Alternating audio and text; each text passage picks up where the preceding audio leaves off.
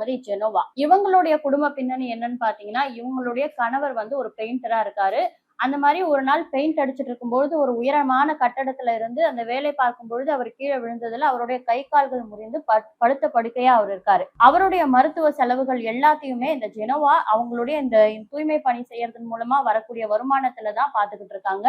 அப்போ அவங்களுடைய அந்த ஒரு பெண்மணியால அந்த குடும்பம் ஓடுது அப்படின்னா அவங்களுடைய வருமானமும் தடைப்பட்டு நிற்கும் பொழுது அந்த குடும்பம் சந்திக்கக்கூடிய அவலங்கள் என்னவா இருக்கும் அப்படின்றத நம்ம கற்பனை கூட பண்ணி பார்க்க முடியாது. வீட்டு வாடகை கொடுக்க முடியல, அந்த ரேஷன் அரிசி கஞ்சி கொடுக்கறதா சொன்னாங்கல்ல, அது ஜெனோவா அவர்களுடைய குடும்பம், அந்த அவங்களுடைய வெளிப்பாடுதான். நாங்க ரேஷன் அரிசி கஞ்சியை குடிச்சு எங்களுடைய வாழ்வாதாரத்தை ஓட்டிக்கிட்டு இருக்கோம். வீட்டு வாடகை கொடுக்கலன்னு சொல்லிட்டு ஹவுஸ் ஓனர் சண்டை போடுறாரு. கந்து வட்டி கொடுமையால வட்டிக்கு கொடுத்தவங்க எல்லாம் எங்க கிட்ட சண்டை போடுறாங்க. என்னுடைய வேலை இல்லாம இந்த இடத்துல நான் உட்கார்ந்துருக்கேன். நான் செத்தாலும் சாவனே தவிர என் வேலை, என்னுடைய கோரிக்கை நிறைவேறாம இந்த இடத்தை விட்டு நாங்க நகர மாட்டோம்னு ரொம்ப உறுதியா அந்த இடத்துல கண்களை குளமாக்கும் விதத்துல அவங்க உட்கார்ந்துருக்காங்க.